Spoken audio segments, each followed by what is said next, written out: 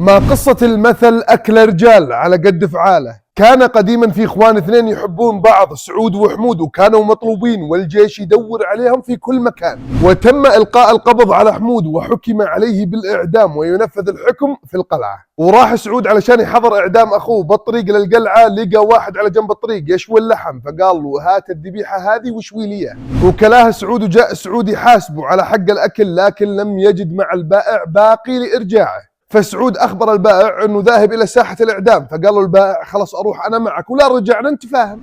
دخل البائع ومعه سعود للقلعة، ولما شاف حمود أخوه سعود قام انتخاه بهذه الأبيات، وقال سعود هذه الأبيات واستل سيفه واستطاع أن ينقذ أخاه حمود. وهم مروحين وده سعود أنه يحاسب البائع، لكن البائع رفض وقال صحتين وعافية، فعلا إن أكل رجال على قد فعاله. انت اذا احد قال لك كول اكل رجال على قد فعاله وش تسوي؟